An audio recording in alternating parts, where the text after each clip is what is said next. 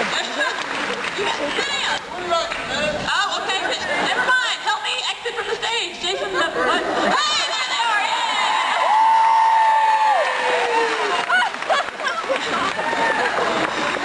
Help me welcome back Martin Garrow. Waiting to meet for at least a year, and we're thrilled to have with us today Elena Huffman. So exercise. Yes. I love it. I was told that.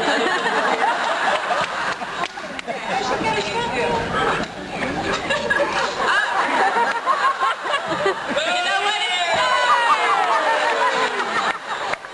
And we are. Hold up. Okay. Other people are en route. Yay! Okay. So, hi guys. Hi, Elena. Y'all having fun so far? Okay.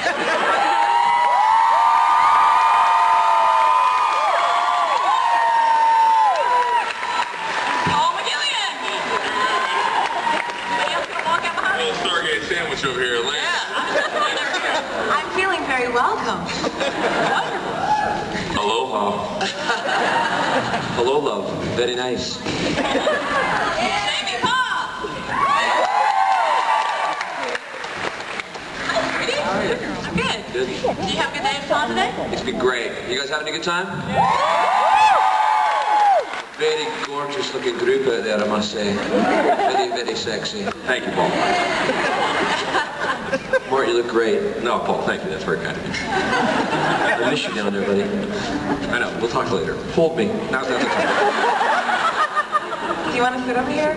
I know I'm good, thank you. It's I know he does, trust me. Where's the plug, Buckley? It was in the track room at 1 o'clock. That wasn't us. That was some other dude. All right. Mostly for Elena, who's talking with Paul right now. We're going to do just some general talking, and then we're going to have 2 lines of questions, one on each aisle. Timing out. I'm going to do 2 introductions. We have returning, and we're so happy to have them back, Michael Shank. And Mike the Dog.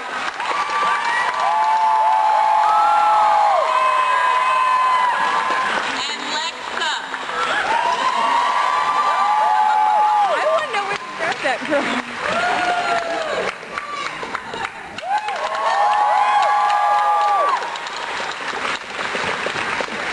Okay, back to the free time out. We're going to have 2 lines of questions open on the mic. We'll get to those in a few minutes, but you guys have that. Ooh, that's dangerous to say around Jason. So what's been your favorite part of the weekend so far? Anybody? What? What's been your favorite part of the weekend so far? Elena Huffman.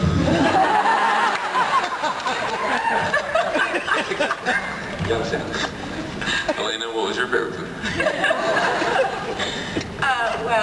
Paul McGarrow. My name's Jason, by the way. I think the answer is Jason. Bachelor number 2. Ben Browner. I did not hear what the question was. What's been your favorite part of the weekend so far? Oh, you know, it's so hard. It's all of it. Meeting these lovely people.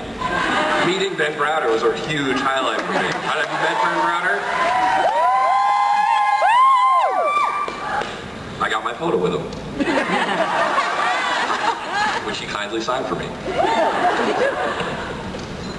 I had no idea Martin Garrow had joined the Taliban recently.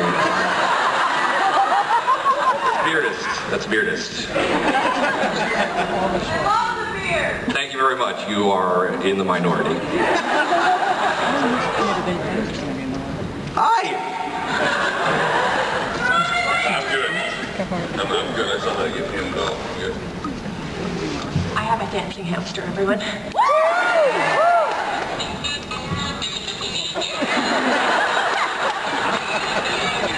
Would you like to be in charge of the hamster? I I would not. Thank you very much.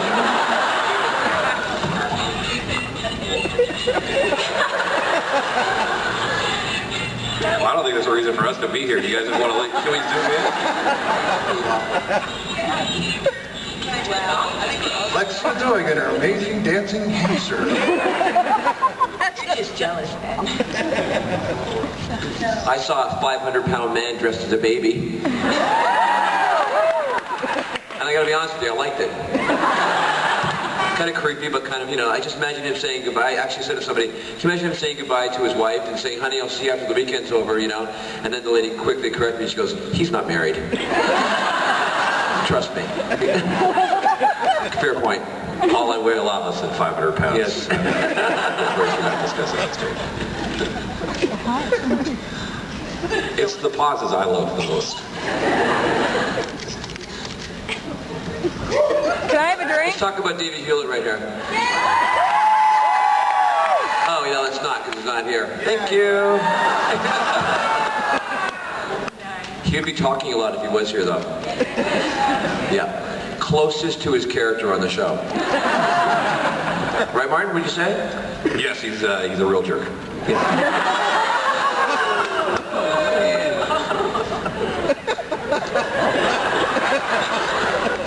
Lovable, though. Very lovable.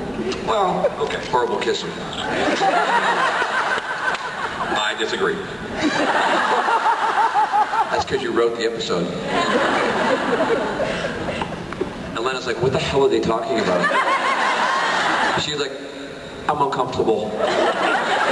This is really weird. Have a beer. Jason will give you one. Yeah, there's beer up here. Let's get Lena a drink up here.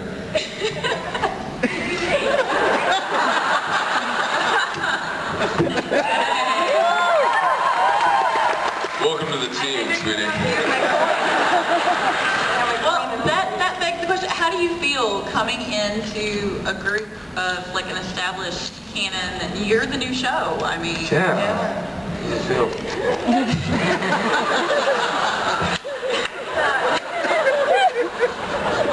Well, there's some big shoes to fill. It's been fun, actually. I'm feeling very welcomed. Everywhere up here. And yeah, we've got season 2 halfway under our belt, so it'll start in a couple of weeks. Everyone looking forward to that?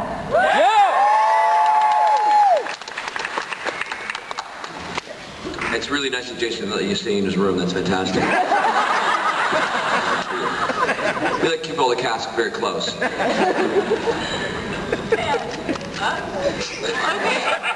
Martin's staying with me. I'm so sorry. we're going to go into those previous mentioned questions. We're going to start here on the right. My question is for Jason, or if anybody has a better answer. Jason's not here right now. So you need your name, number. Yeah, you are. All right, what's up? What is the funniest prank you ever pulled on somebody or has ever been pulled on you? Is there kids here? Yes. No.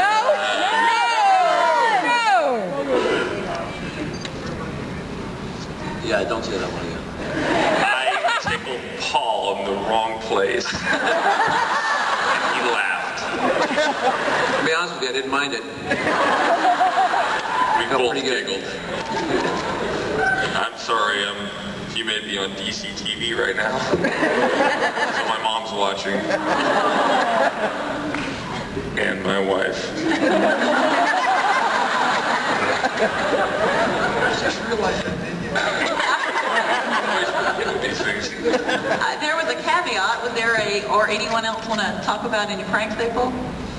I got a prank. Oh, go for it, yeah. It's not bad. I don't think it's bad. Martin, you be the judge. Okay. Someone made me very embarrassed. His name starts with the D and ends with the D. Last name's Hewlett. And he made me feel like an idiot in front of everyone, so... Well, he's a jerk. That's what he does. Yes. He's very smart, that little piece of shit. And so I went into his trailer and I turned the heat up. And I shut the water off. Flushed the toilet. And then I just let all of me out. toilet, turn that heat right up, so it just, he would sink into the walls, and he smiled. Did he ever find out that it was you? I think anyone would think that was me. But what's he gonna do? He's smart and I'm big. Fuck him.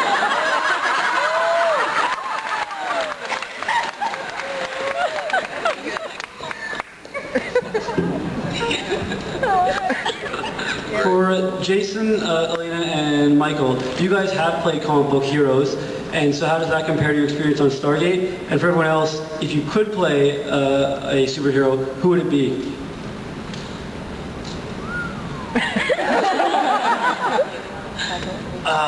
It doesn't. The character I play on Smallville is, other than the Egyptian background that they seem to constantly tie me into. Someday I'm going to learn something about that particular historical time period. Wearing that outfit and Stargate didn't quite mesh. I think the only time it ever did, there was a 2-part episode we did in season 5 called Summit and Last Stand, where I was dressed like some manservant named Pepe or something like that.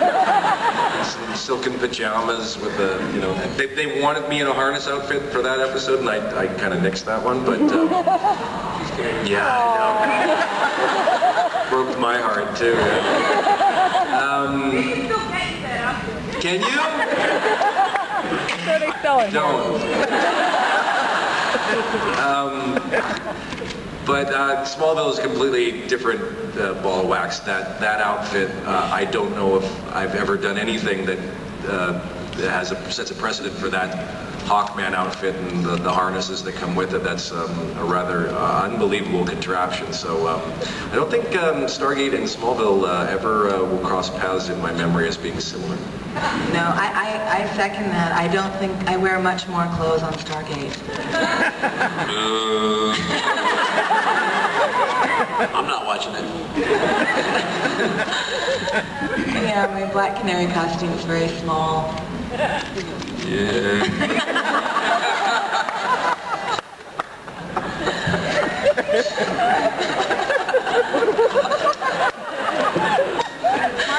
How you guys doing? I don't know. I guess Rocket Robin Hood. Did you guys ever have that one? Is that a Canadian only one? Rocket Robin Hood? Those guys seem to be having a good time. Do you remember the old, what was the name of the Hercules? Remember the little centaur? What was his name? Newt. Hurry. I mean, Newt. Already house. Let's get a remake of that going right now, guys. Here I come to save the day.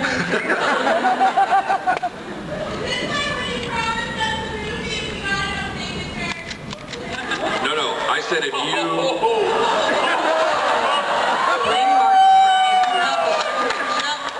Hold on.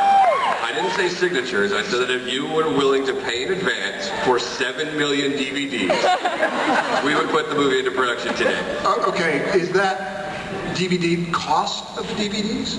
Or I'm gonna give you wholesale. I'll give you wholesale. Yeah, no markup. There you go. Done. All right. We're counting our money right now. So that's 7 million DVDs at 25 cents. Get her done!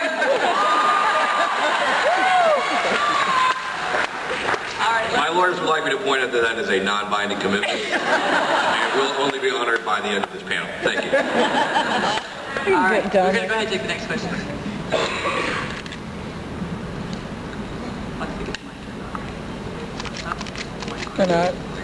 Hi, this question's for Ben. Yeah. I was wondering if you could tell us about Not for Hire and what's going on with that, and also if you could update us on Freeze Frame. Freeze Frame, which is a movie about veterans. The director had twins. So at the moment she's kind of busy. Not for Hire is this project which is in development. It's sci-fi film noir, which is being developed for the web, and we'll see where that goes. Generally speaking, I don't like to talk about stuff which is in the future, which hasn't been filmed and that I know is not going to be there, but since you brought it up, they're both really cool projects and hopefully will be coming out in the next, year and a half. So that's where those are. Next question. For the whole panel, if you had to choose between being a superhero or a supervillain, which would you choose? Villains, man. No one likes heroes. Superman's a pussy.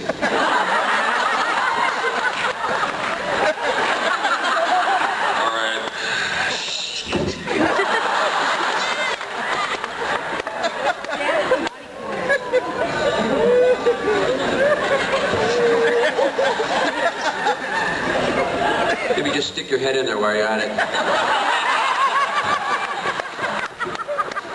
I don't know if anybody knows, but it was I was as happy as it was Jason's big role. It was up between myself and him for Conan. And quite frankly, I could kick his ass, and he knows it.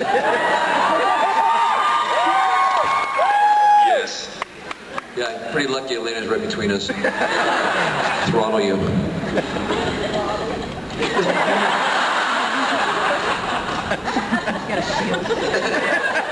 Consider yourself lucky.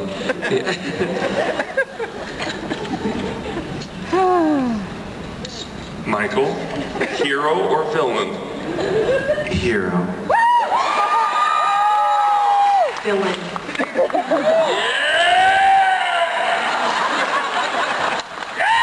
If you're near the Marriott tonight and you hear some crashing and banging, don't come a knocking.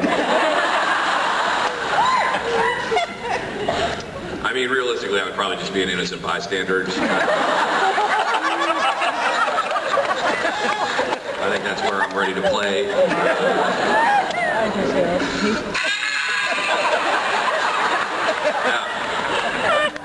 I was like a guy who has just the most undignified moment before something hits him and I die. Red shirt!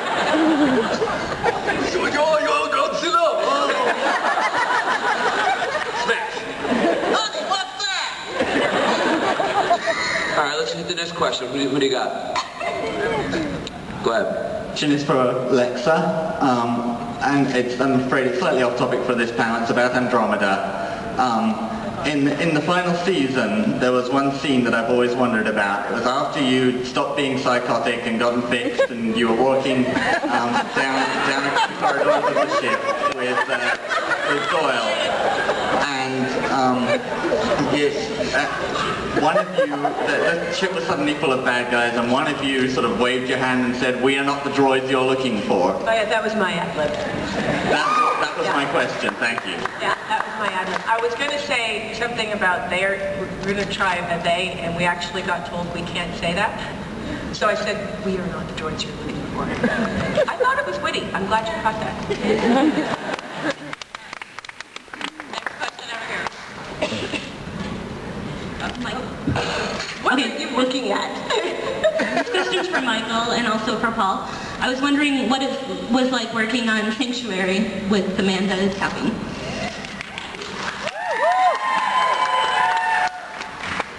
It was a freaking nightmare.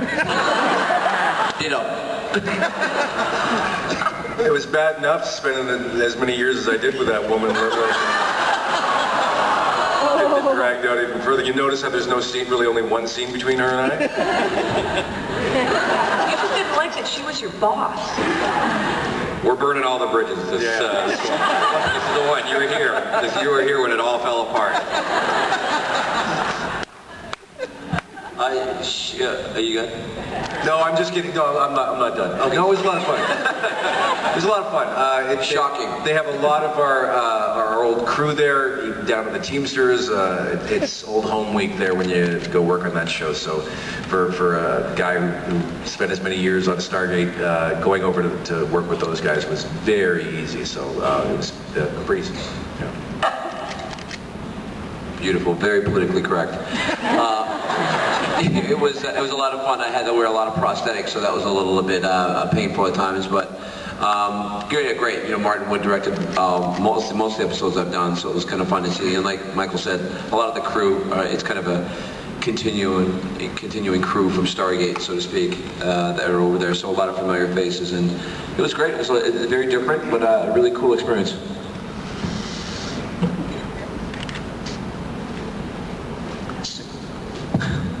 Hello. Okay.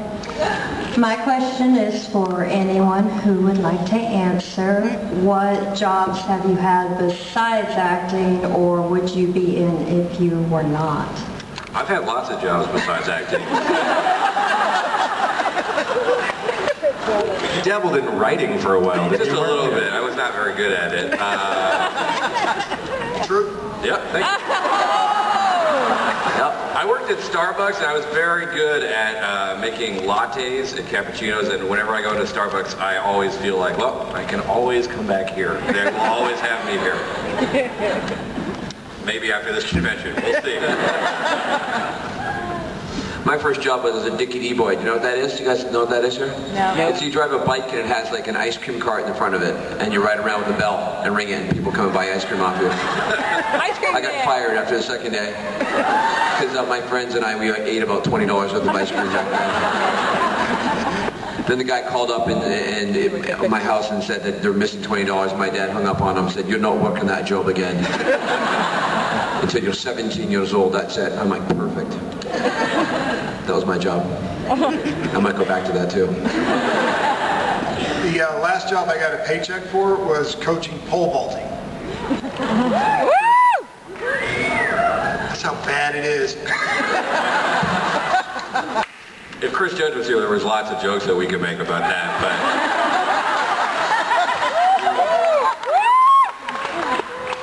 but... Don't try and figure it out, please.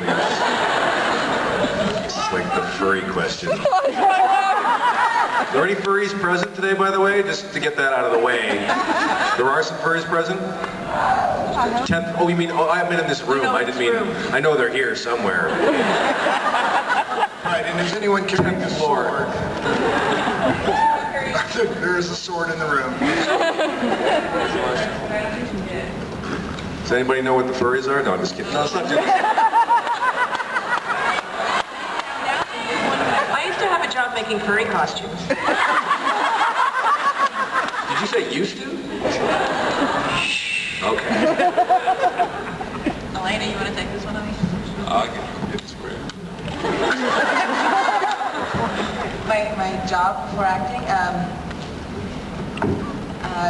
I'm a mom, so that's a good job. But it doesn't pay. So I was a model before I started acting, and that was lots of fun. Took me around the world. Me too. What's up, ladies?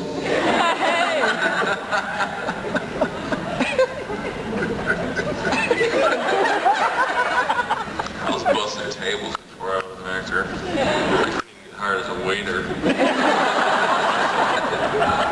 True story. We'll clean this place up before we leave. Yes, we will. Let's have the next question. This question is for the entire panel. What was your favorite mythological group or group of villains, and why? Michael? Just let me clarify. Mythological group of villains? Security. Yeah, in the show, in the world, Mythological group in the show. on the 10th floor. In Stargate? Is that what you're talking? Oh, in Stargate. oh, mythological group of villains. Or villains. Oh, group or villains. Now I really don't understand the question. Non-movement. Yes? Yes. I should be a writer. Trust me to bring my wife just to make me feel like an idiot.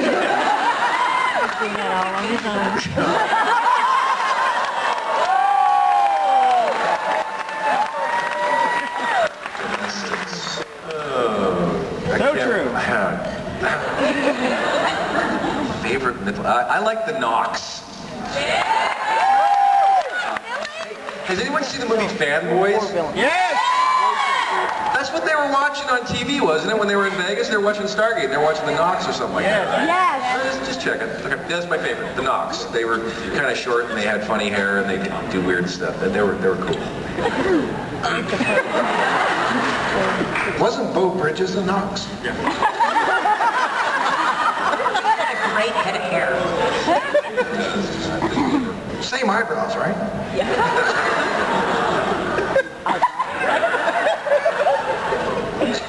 I only saw the episode once, so I don't know really.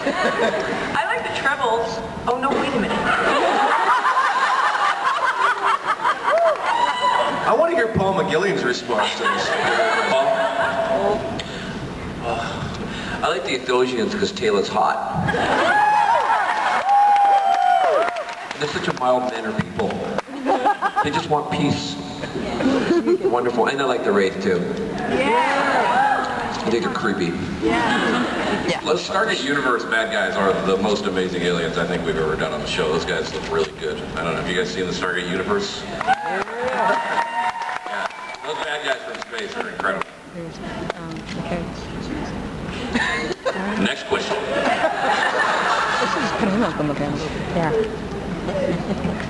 A lot of mic problems. Hi.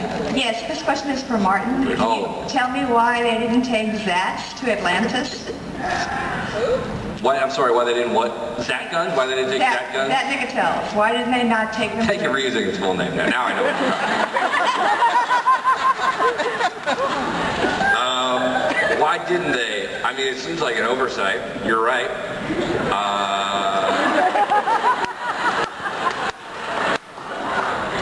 I can answer that question. Sure, go for it. When you're doing a spin-off, do you really want to take the worst science fiction weapon ever designed into that world? That's the one where if The actors really want to be walking around holding giant Z-shaped phalluses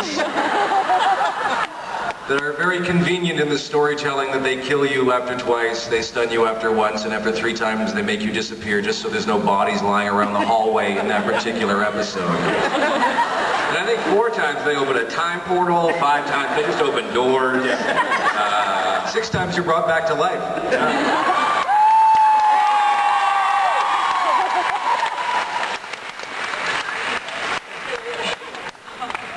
Next question.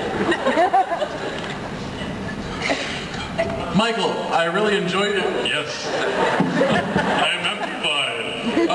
I really enjoyed your stint on Burn Notice, and I was wondering how...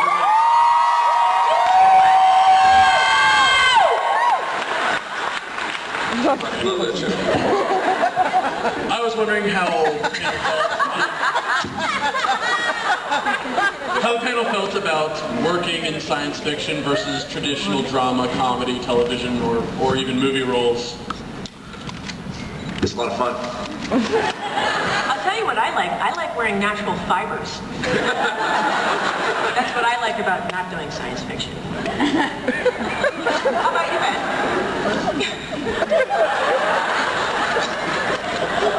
Ben enjoys working with real human beings instead of puppets.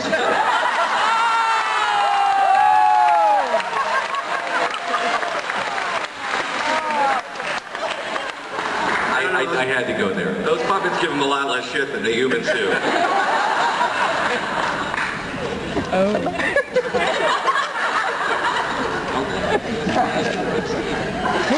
Oh, God, I'm sorry to hear that. I have a question for Martin. I wanted to know about the episode Sunday you wrote.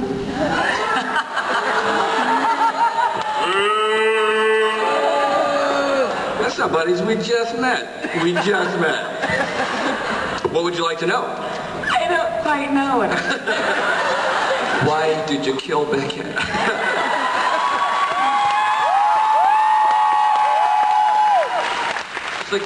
It's like running over a wee baby.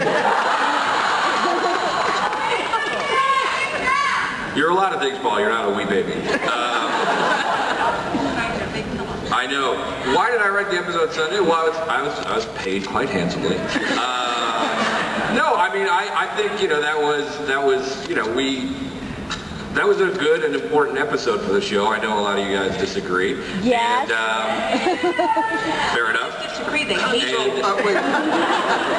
You want to explain to those of us who haven't watched every episode? He killed Paul McGillion, his best friend.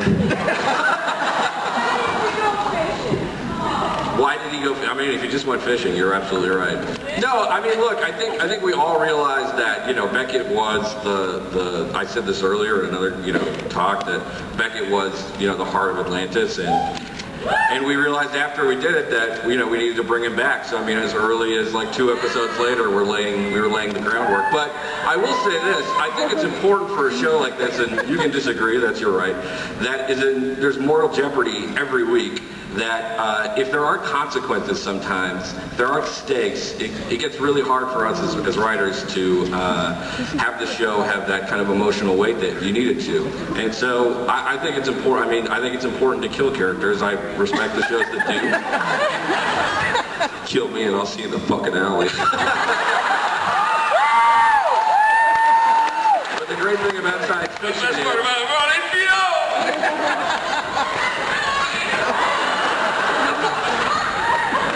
We're both on HBO now.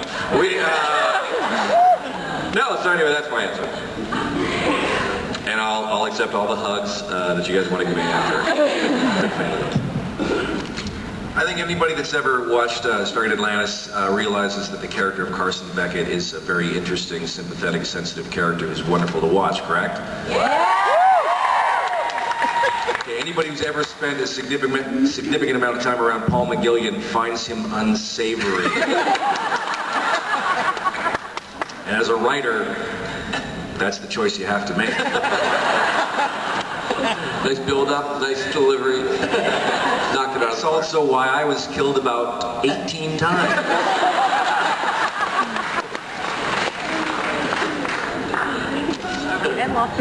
Truthfully, Jason said it's me or Paul. Make a decision. Next question. Hi. This question is for Mr. Shanks. What was your experience on burn notice, and do you consider yourself an expert in dying?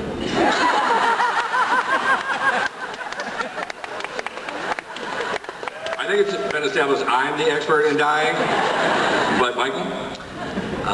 Mr. Shanks is another name for your husband. You should try and use it sometime.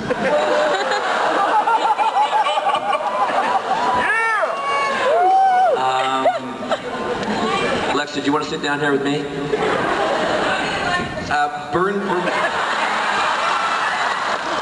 Please. I got the penthouse in the doghouse. It's fine.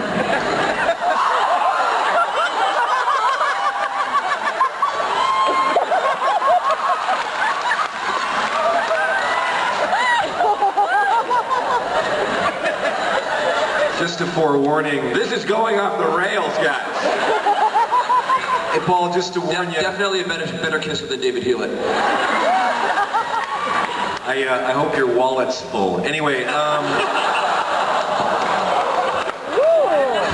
the question was about burn notice. That was awesome. It was incredibly hot to film there because we were there in September, August and September, or at least I was in Miami, and as Bruce Campbell puts it, projectile sweating. But it was great. Writers were fantastic. I had a wonderful time on the show. Am I an expert in dying? I don't know, but I'm getting a lot of practice. I can give you some more. Could you do it quickly instead of slowly? You two are so goddamn hot. I wish I was in the bed in your effing room.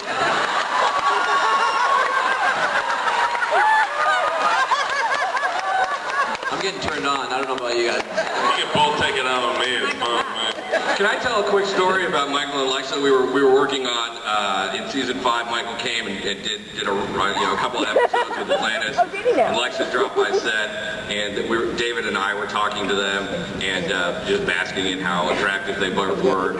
And they walked away, and David said, not being funny or anything, not saying a joke, and with like a heavy sigh, We gotta eat better, man. We gotta eat better. We gotta work out more. He was actually exhausted by how beautiful they are. Next question. Hi, this question is for Paul, since you requested I ask you one earlier.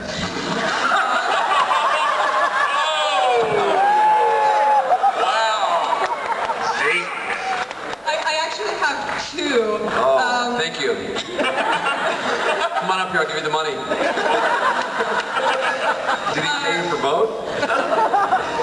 Whatever happened... You left your purse in my room. Sorry. I was talking to Jason. Please. What happened to Beckett's wee baby turtles, and what did you get me for my birthday? I already answered that question. The purse is up there. The baby turtles. Actually, Martin, I don't think you wrote that episode. It was a good one.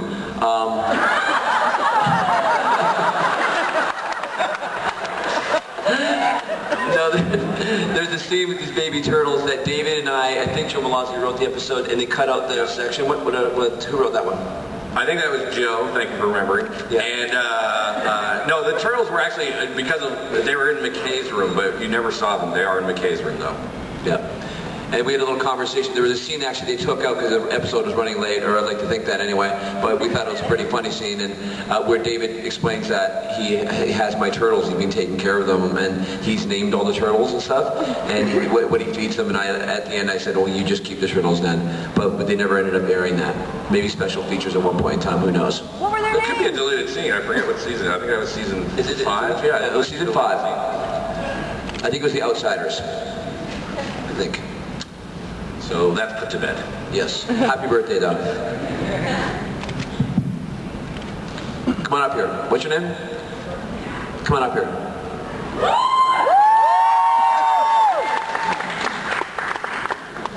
God, you're good looking. Come on up as you go around here and come up on the stage. Give you a little birthday hug from Jason and I. A little Stargate birthday sandwich. Come on. It's my birthday too.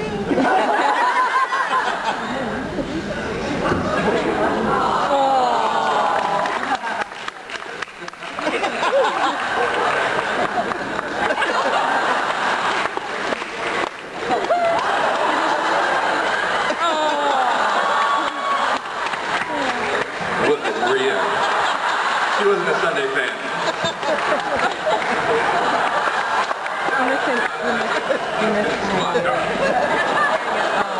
We missed Ben and Jason.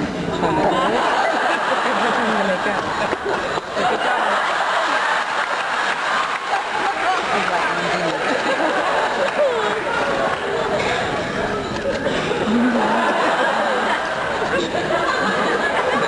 Happy birthday, Kat. Let's hear it for it. Anybody else wants to come up here and suckle Paul McGillian? This panel could be over in like 30 seconds.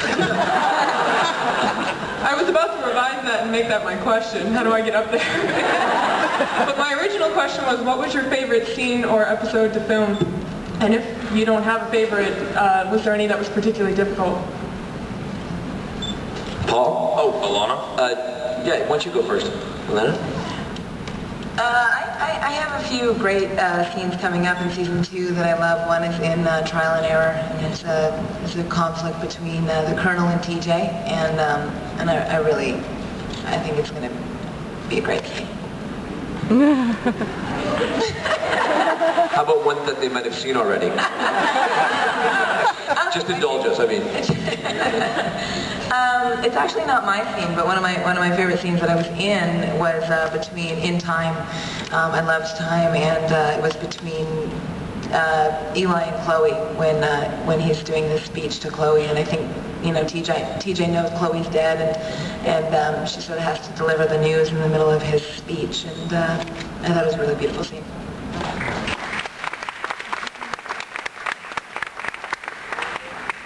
Jason? Next question. My favorite scenes was Paul McGillian. He's taking that thing out of my back. That's right. Paul McGillian looks at me. my first scene with him. He's like, Jason, I'm really happy to be here. It's our first scene together. They're like rolling, speed. He's like, look at me, look at me, look at me. I'm like, I didn't know this guy. Look at me, those baby blues. Thank you. Action, I'm like, all right, I can operate on my back. It was funny. Actually, Totally got me off guard. I just started laughing. He's like, look at me. Thank you. All right, I'm ready. I was starting a beautiful friendship. Now I'm Conan's little buddy. My favorite scene and easiest scene to film was actually in Duet that Martin wrote. A beautiful scene between myself and David Hewlett. Wonderful, wonderful stuff. Comes from the mind of Martin, you know. Swashbuckling. Favorite scene, 200th episode, our Star Trek homage.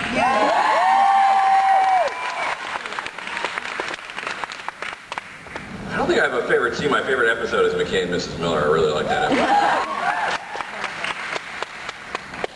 Oh God, I don't know. I'm thinking. I was listening. I think the hardest scene, probably, that I can remember in terms of just sheer difficulty to film was probably the last scene we shot, the last episode in the 10th season.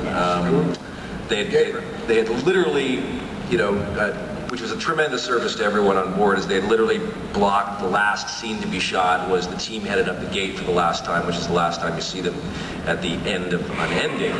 And because they wanted everybody to be there on the last shot of the series, so crew and cast included. And nobody could keep their crap together long enough to film it. Everybody was weeping and sobbing and, you know, drinking. And, so it was pretty difficult just to trying to keep your composure to do it, because somebody was always losing it a little bit and whatever. And if it wasn't from us directly, it was from the crew in the background as well. So, and just the idea of actually, sometimes I swear to God, we were sabotaging it because nobody wanted it just to be done. So, yeah, I'm sorry to ruin this poignant panel with a poignant moment. I'm going to start crying right now. Yeah, I know. That's my answer. Alexa. I'm going to send Paul out into the crowd to hug everybody that needs one. Oh, don't tempt me, ladies. I'll be out there. Naughty, naughty things. And to answer the question why Carson Beckett had to be killed again, Gerard Butler had recently become available. And then he got booked a movie, and so they had to bring Paul back. Yeah, I'll kick his ass too. Maybe not, it's pretty big. I think we're done. Next question. Hello. Hi. I have a two-part question. The first part is a commentary and then a question. I live in Atlanta. Wait. It's really only Is that one one question question or just a commentary and question? Now, Ben, just a second. I like you. My first question, commentary, is that I live in Atlanta, and every year we tolerate the fanboy presence of DragonCon. No, it's good. It's all good. When was the last time anyone on the panel had a fanboy moment? And the next part of the question is, can I have a beer? My rum and coke is gone. Never before beer. I think Jason's runs them all. All right, water. No, they really are all gone.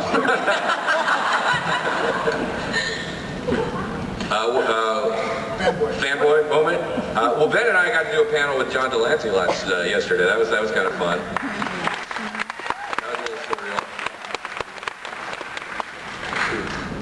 Lexa, when was your last fanboy moment? Okay, I saw Ian McKellen in the elevator going to a movie and embarrassed Michael so badly he had to pull me out of the elevator.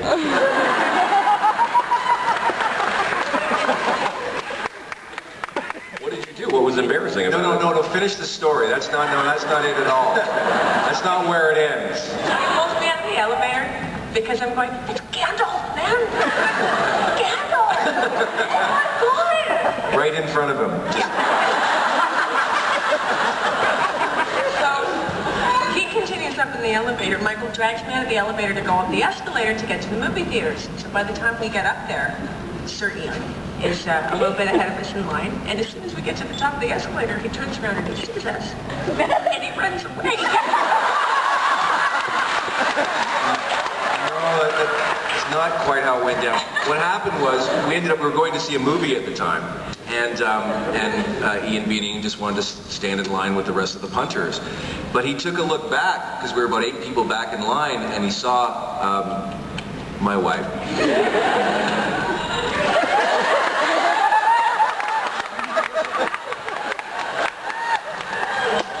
And he quickly scooched up ahead in line towards the ushers so he could ask if there was any special thing that they could do for him so he could circumvent the line and get into the theater before people started bothering him.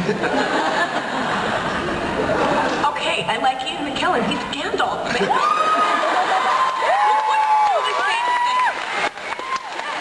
And then he goes to England and gets to see him and Patrick Stewart in a play, and I'm at home. And met them backstage, too. They're really nice people. Yeah, I really hope your relationship is strong enough to weather this panel. I was in the washroom today, and there's a knock at the stall. You know, I'm like, hey, just a minute. Another knock. I walk out, open the door. I'm like, hold on, I open the door, and the Incredible Hulk's right there. That was kind of weird. I kicked the shit out of him.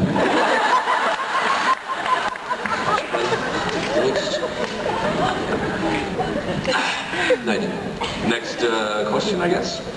Yeah. Hello everybody. My first question was, well, if there was any more beer left, but we all know what happened to that. But my other question is, there has been other questions being asked to everyone on the panel about what was your break into acting, but I would like to know really more so the process of how it was whenever, I mean, yeah, you got your headshot, you got your resume all set up, you send it off to agencies, but it's really, what was that big break that you were able to get? What was the process like? Well, I'm going to sit this one out.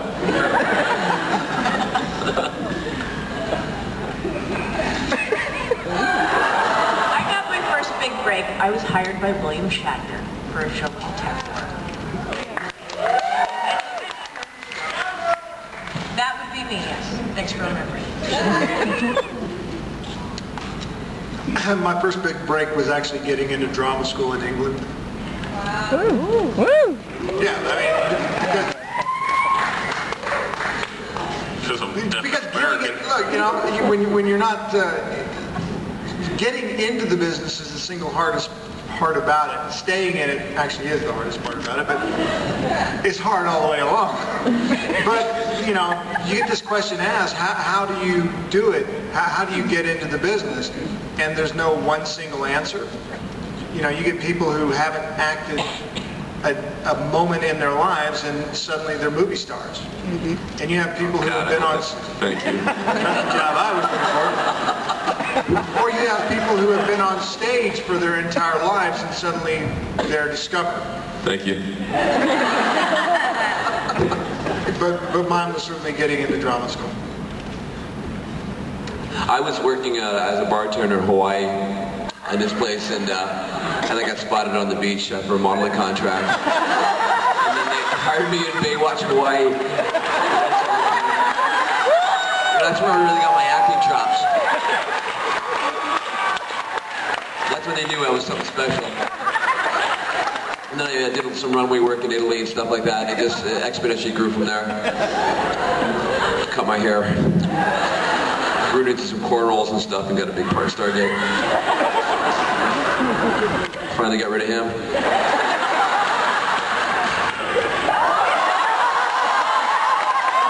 Maybe not.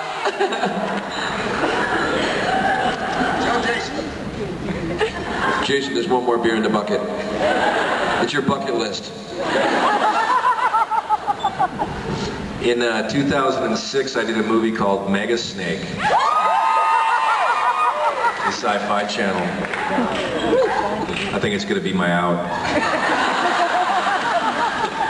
Yeah, I'm looking forward to that one getting released and seeing the feedback from that. Do you play the snake? What do you? He plays the mega.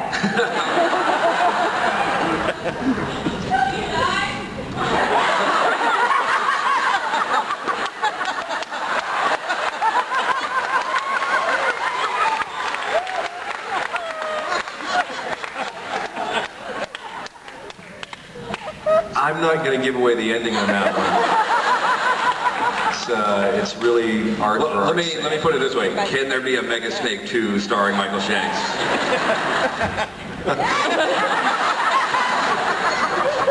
They just offered that to Ben Browder. As soon as I hit the crack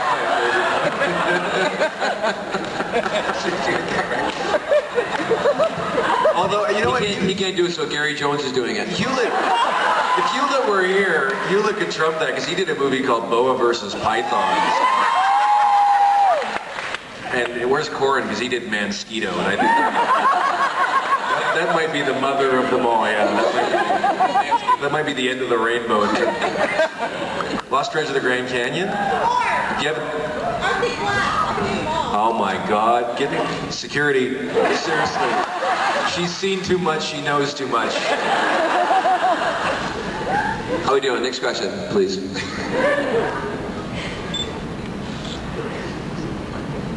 Hello.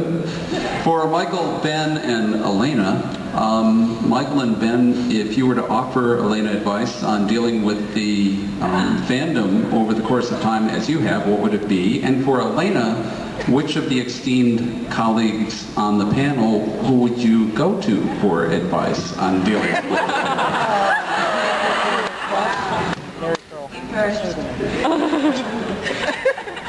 You want to field that one?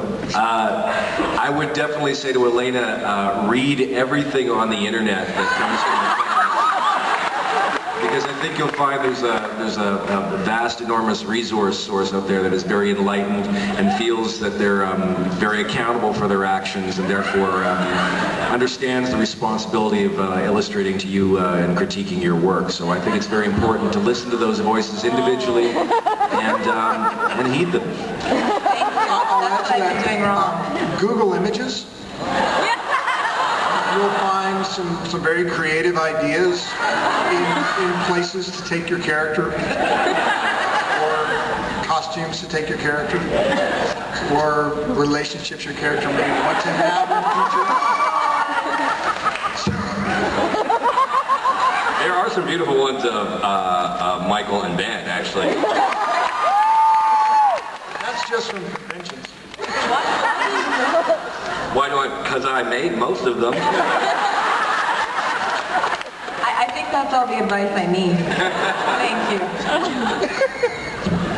Hey, next question. Hey Martin, how did you get started in writing, and how did you get started writing Stargate? I got started writing on a travel show called Taste of Life. It's a terrible title for a travel show, and I basically would just plagiarize travel websites about those cities because I figured that's what the cities want us to know about them, so I'm going to put that on TV.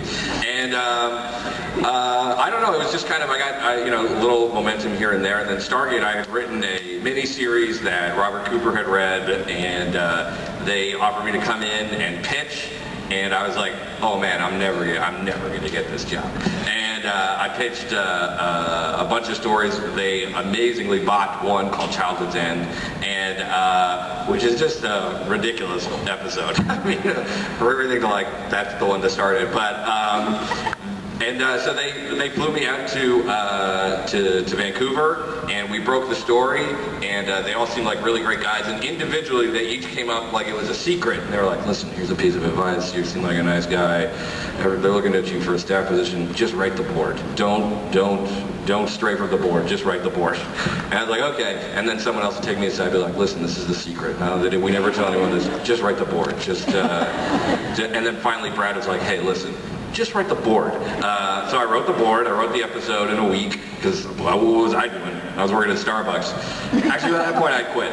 And they liked it, and I was like, oh man, they're going to buy a Stargate script for me. I'm going to be able to retire. Because at that point, I was like, just loving macaroni and cheese pretty much every day. I was like, I can live on this money for 4 years. This is going to be great. I'm going to travel.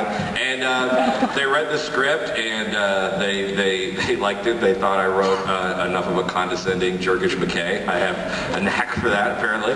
And that's it. I sent in the script Wednesday. I moved to Vancouver on Monday.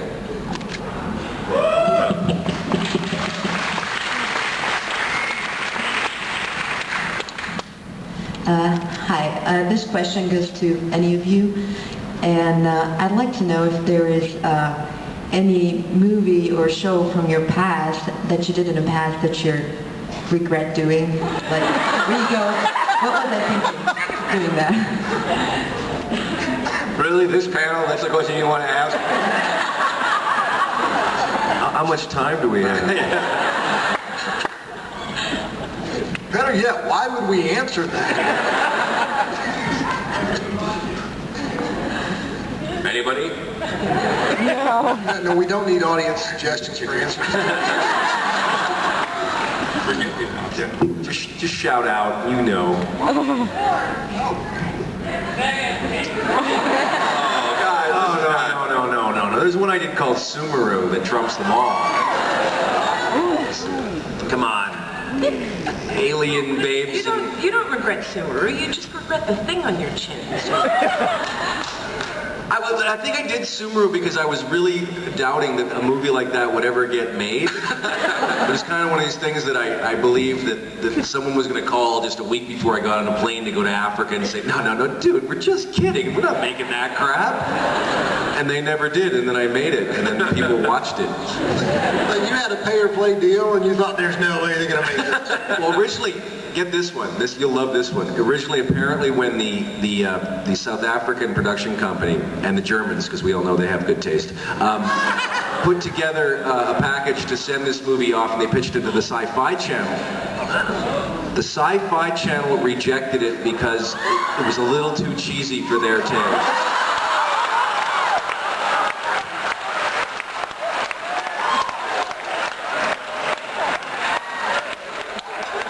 I shit you not. So those of you that have seen it, that did watch it, made some bold efforts to do so, and what's it called? Subaru? What's it called? Yeah, exactly. That thing. You don't need to. And those of you that own a copy of it, seriously, give your head a shake. Just putting it out there. Anybody else? Career regrets? Career regrets? Nope. Okay, this is the last question. This question is from Martin. There was a big change in Sam Carter's character between SG-1 and when she moved to Atlantis. Was that something that was done purposefully, or was there any discussion between the writers on why her character would start deferring to other people instead of just being take charge like she had always been before? Or did it just kind of happen? Well, she wasn't a team leader, she was a base leader. It's more of a managerial position, and I don't know that she was that different. I mean, it was all the same writers writing her, it was the same Amanda. It was just a new job and a new team, and also she was a clone. I think they're asking you why you cut the character's balls off. Are you saying why did I ruin the character? I'm starting to realize why writers are usually not invited to Dragon Con.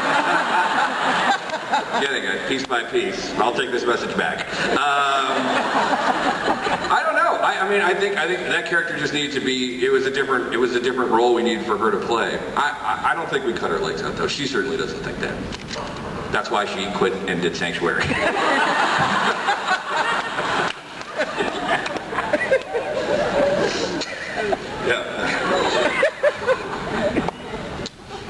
And on that note, well, yeah. That was a great one to end it on. Guys, thank you so much for coming here, and thank you for your support.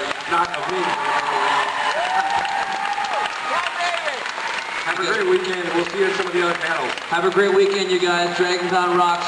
Be safe. Have fun. Thank you.